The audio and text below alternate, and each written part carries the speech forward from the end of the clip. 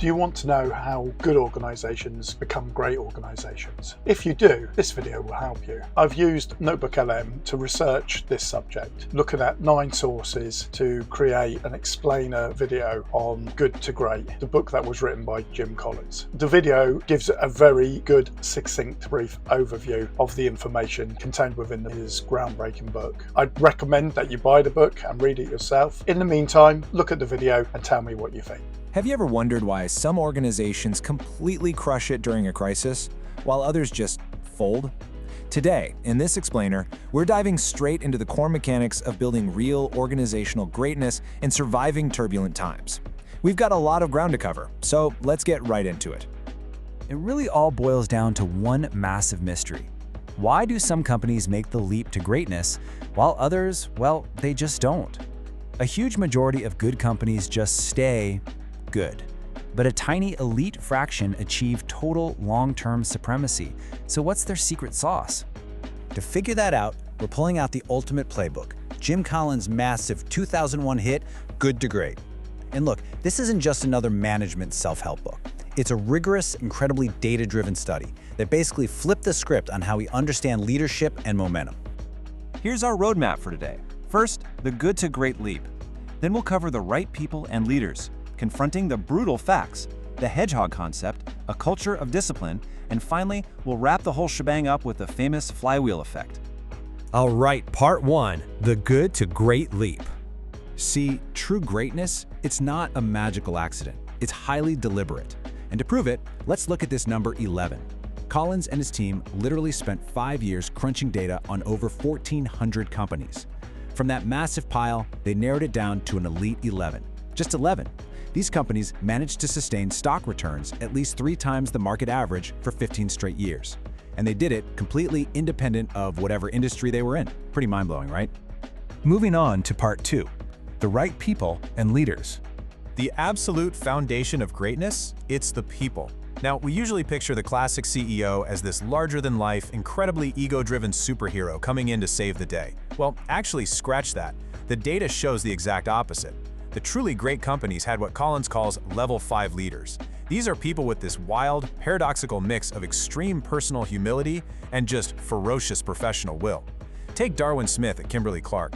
The guy was famously shy and unassuming, but he had the absolute guts to sell off their core paper mills to focus entirely on consumer products like Kleenex. Totally humble, but ruthlessly determined for the company to win.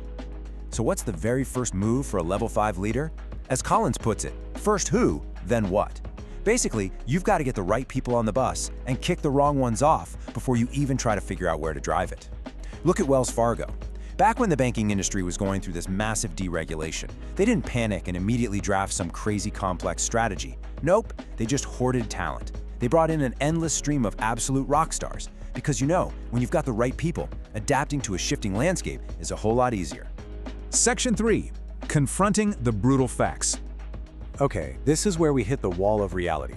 To survive the worst, you need a very specific mindset known as the Stockdale Paradox. It's named after Admiral Jim Stockdale, a POW in Vietnam who somehow survived 7.5 years in a brutal camp. His secret? Balancing hardcore realism with ultimate optimism. It's about keeping absolute, unwavering faith that you will prevail while simultaneously staring down the most brutal, awful facts of your current reality. And this mindset is absolutely crucial. Admiral Stockdale summed it up incredibly well. He said, "The optimists died of a broken heart. You must never confuse faith that you will prevail in the end with the discipline to confront the most brutal facts."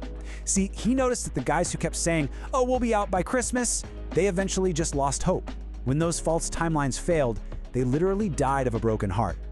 In a terrible crisis, unchecked optimism isn't just naive, it's downright dangerous. So how does this apply to modern crisis management?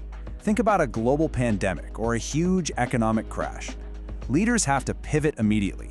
Like one CEO pointed out, you have to shift from peacetime value creation to being a wartime CEO practically overnight. You can't just sit around hoping things magically get back to normal. You have to radically accept the brutal reality right now, while never ever losing that Stockdale faith that your team is going to pull through. Which brings us to section 4, the hedgehog concept. This is where you create laser focus out of pure chaos. It draws on this ancient proverb from Isaiah Berlin about a fox and a hedgehog. The scattered fox pursues a million complex strategies at once. He sees the world in all its chaotic glory. But the focused hedgehog? The hedgehog simplifies the entire world into one single unifying idea. And guess what? The research shows great companies act exactly like hedgehogs. They don't get distracted by the shiny new things. When it's fox versus hedgehog, the hedgehog wins for sure. Every single time. So, how do you find your inner hedgehog? It's basically the sweet spot between three simple questions. 1. What can you be best in the world at? 2. What drives your economic engine? And 3. What are you deeply passionate about? Your hedgehog concept is right smack in the middle of those circles. Take Walgreens. They didn't try to conquer everything. They just ruthlessly focused on being the most convenient corner drugstore with high return locations. They stripped away everything that didn't fit into those three circles, and man, they delivered phenomenal returns because of it. Section 5. A culture of discipline. Now, how does a simple strategy actually turn into consistent action? Through a culture of discipline. But here's the kicker. This doesn't mean having some tyrannical boss micromanaging everybody. Actually, it means hiring highly disciplined people and giving them freedom and responsibility, but strictly within a framework. Look at Nucor Steel. They built this amazing, decentralized, lean management culture. Employees had tons of freedom, but they were also held strictly accountable. It's kind of like a giant sandbox. You can build whatever you want, but you absolutely have to stay in the box. And this approach totally shapes how great companies view innovation too. They see technology as an accelerator, not a creator. They never just jump on a bandwagon. Think back to the dot-com boom. Mediocre companies were chasing every new tech fad just out of pure FOMO. But the great companies, they figured out their hedgehog concept first, and then they pioneered specific tech to accelerate the momentum they already had. And that leads us to our final section, number 6, the flywheel effect. This is the absolute climax of this explainer, the literal physics of unstoppable momentum. I want you to picture a massive metal disc. It's 30 feet across, weighing 5,000 pounds. To get it moving, you start pushing. At first, progress is painfully slow. Just a few inches here, maybe one rotation there, but you keep pushing in the exact same direction. See, corporate greatness is never an overnight miracle. It's just the steady, relentless pushing of this massive disc, day after day, until finally, boom, a breakthrough happens, and the momentum of that heavy wheel starts doing the work for you. You can really see this magic when you compare the flywheel to its ugly cousin, the doom loop. While great companies are quietly, methodically pushing their flywheel to build steady results, mediocre companies get completely trapped in the doom loop. They launch these massive, loud, radical change programs. They lurch back and forth, completely skipping the slow buildup because they just want an immediate miracle. And what happens? They never build sustained momentum, and the whole thing just spirals downward. So here is the big question I'm leaving you with today. Are you on the flywheel, or are you trapped in the doom loop? I challenge you to confront the brutal facts of your own reality right now. Figure out your hedgehog concept. Make sure you have the right people on the bus, and start pushing that massive disc.